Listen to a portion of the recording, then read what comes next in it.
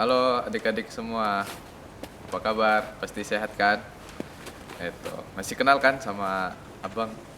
Eh, Kalau ada yang belum, ada yang udah lupa, nama abang Hendrik Lumanturuan, ya sob 2011. Sekarang kuliah jurusan Teknik Informatika di Jepang. Itu. Sekarang lagi musim dingin, makanya seperti yang dilihat ada banyak salju di sini. Nah, ini contohnya. Langsung saja. Gimana nih persiapannya setelah setengah tahun ya, kelas 3? Gimana persiapannya untuk ujian? Udah berapa persen? Pasti mantap lah ya. Itu dia. Pasti mantap lah. Atau masih adakah yang masih galau tentang jurusannya? Mungkin kalau ada, ya mungkin lebih detailnya nanti akan dijelaskan teman-teman yang datang ke Astama. Tapi kalau dari abang, saran dari abang sih pertama cari jurusan yang bidang yang menurutmu lemah, gak ada lagi di jurusan itu. Contohnya abang kan gak suka biologi, jadi abang cari jurusan yang gak ada biologinya. Contohnya teknik informatika, memang gak ada biologinya sama sekali, ya abang pilih jurusan teknik informatika. Terus yang kedua, cari jurusan yang diminati, bukan berdasarkan PTN yang diminati. Contohnya, jangan gara-gara pengen ke ITB jurusannya jadi diganti. Ntar bahaya loh. Ntar beneran masuk ke ITB tapi jurusannya gak diminati, ntar gak lulus-lulus kan sama aja bohong. Bahaya kan. Kemudian yang ketiga, pasti kan ada bayang-bayang apa sih, impiannya dari kecil mau apa gitu, mau kerja di mana. Saya kalau mau kerja di kontraktor ya masuk ke teknik sipil. Misalnya kalau suka ngotak-atik komputer ya masuk ke teknik informatika. Kalau suka ngatur keuangan masuk ke jurusan ekonomi. Ya sekian sih, itu doang sih tips dari abang kalau mengenai jurusan. Kemudian sekarang abang sedang kuliah di Jepang, tapi sama sekali nggak membebani orang tua, alias beasiswa.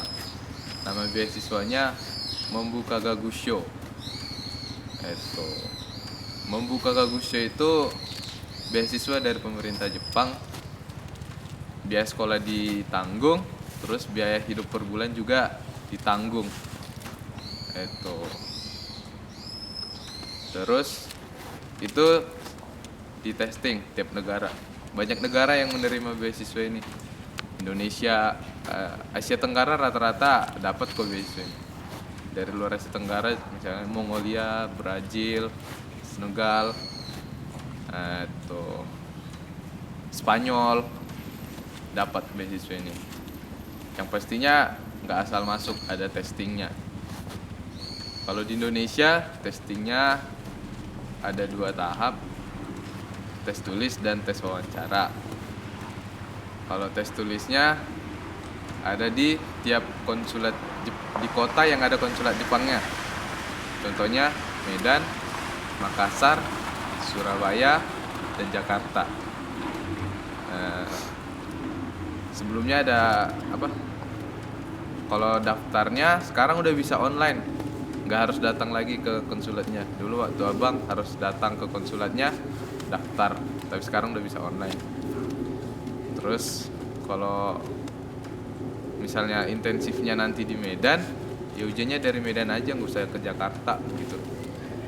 Dulu ujiannya di USU, Fakultas Sastra tempatnya.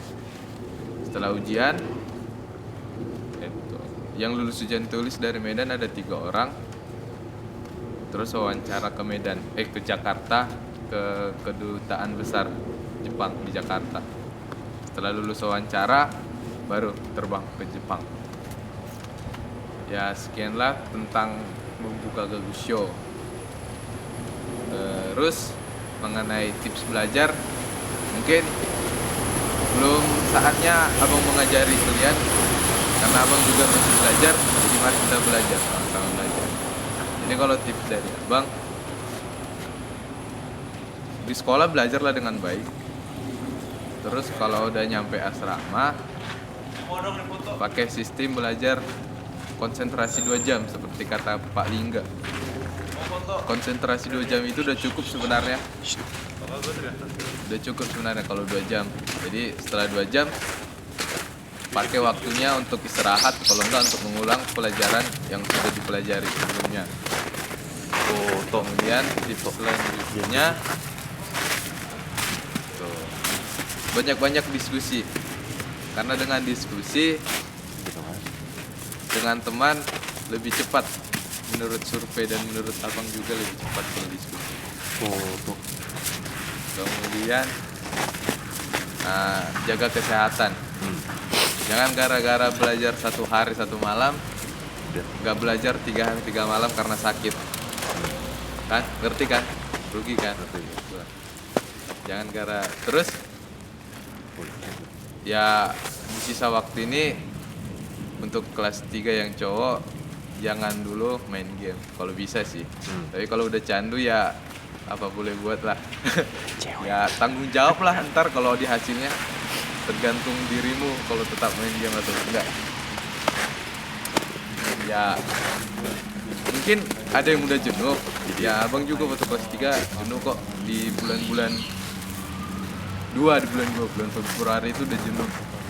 Tapi mari kita melihat ke depan dari pengalaman abang. Dulu abang di sekolah cendikia, simulasi ranking 1, 2, 3 semedika, medika. Tapi tahu nggak hasil SNMPTN abang gimana? Pasti ada yang tahu. Abang dulu nggak lulus SNMPTN.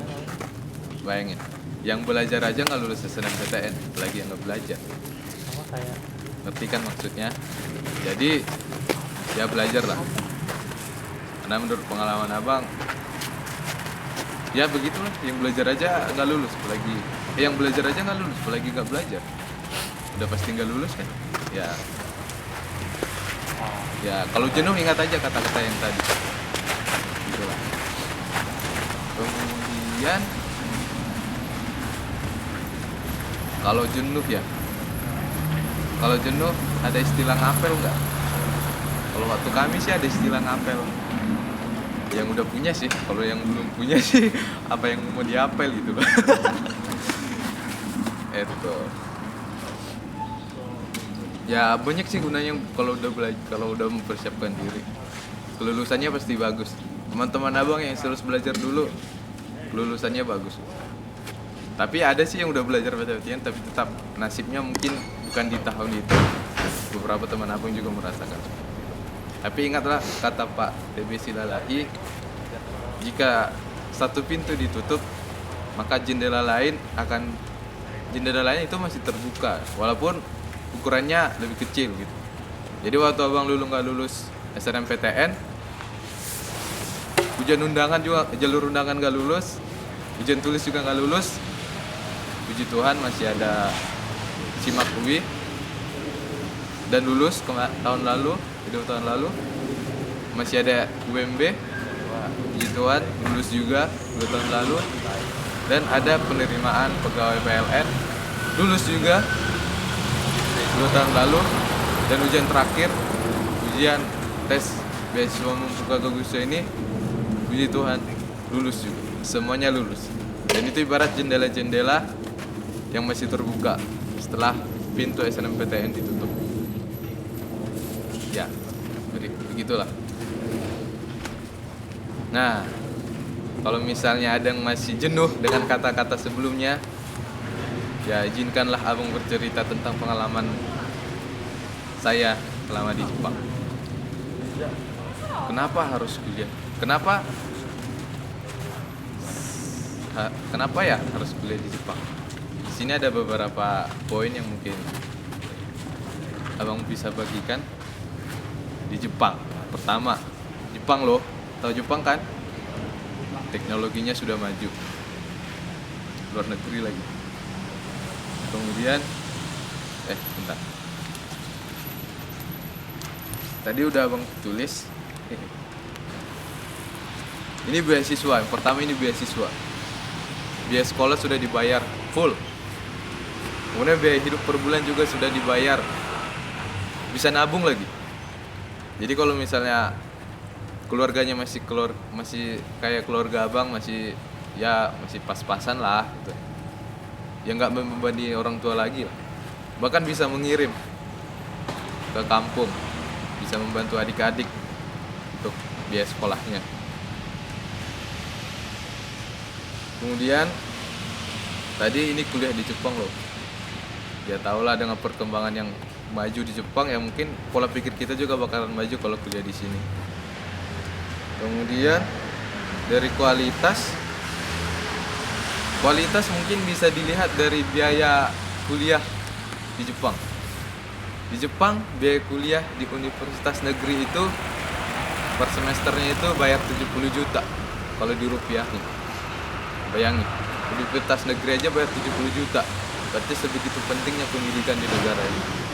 Sebegitu bagusnya, sebegitu tingginya kualitasnya, levelnya lebih tinggi di sini. Bayangin, negeri aja bayar 70 juta per semester. Apalagi yang swasta. Ya kalau kayak keluarga abang kayaknya gak bakalan bisa deh kuliah di sini kalau biaya sendiri. Itu dia. Kemudian yang selanjutnya, kesempatan ke luar negeri itu masih terbuka lebar. Misalnya setelah S1 di Jepang, S2-nya mau ke US atau mau ke Kanada, masih banyak beasiswa dari sini ke luar negeri. Itulah. Kemudian hal lain di luar pendidikan masih banyak. Itu di Jepang itu ada 4 musim. Contohnya sekarang musim dingin, ya bisa main-main salju kayak yang di TV-TV itu kan. Di Indonesia kan nggak ada salju, jadi di sini bisa main salju pas musim dingin. Kemudian pas musim semi ada bunga sakura, dan itu hanya di Jepang. Pas musim panas, ya panasnya doang sih. Ya semuanya buah jadi lebih murah.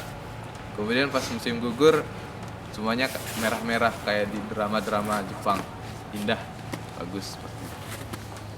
Kemudian hal lain di sini gaya hidupnya keras dan disiplin, ya mirip lah sama gaya hidup orang Batak, yang benar-benar Batak, yang hidupnya keras dan keras lah, disiplin. Gimana setelah mendengar beberapa cerita dari abang? Semoga tetap semangat.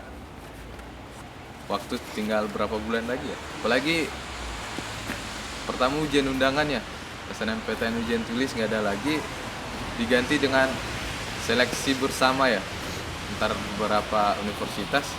Ya semangat lah, belajarlah di sisa waktu yang masih ada. Jangan nanti menyesal setelah hasilnya tidak sesuai dengan pikiran. Nah, jadi kalau misalnya ada yang mau ditanya, mau bertanya lebih lanjut, silahkan tanya. Bisa lewat Facebook, Twitter, search aja nama abang. Atau yang udah punya handphone atau smartphone bisa via Line atau Skype. Waktu abang masih ada telang. Untuk kalian apa sih yang enggak? Pokoknya hubungi aja. Kalau akun-akunnya minta aja sama senior-senior yang datang ke asrama. Mereka udah punya. Jadi sebelum ditutup, ini ada umpama dari orang Batak. Itu. Mengerbang bunga-bunga ditiur ni mataniari. Semangat madihamuna, songoni nang dihami alumni yasop naro menyemangati hamu. Itu. Kemudian Tabatua perlinggoman isi borok. Amata debata dosilatua sailuhu mahita di parorat. Itu. Sekian dari abang, gambatte kudasai. Ya sob.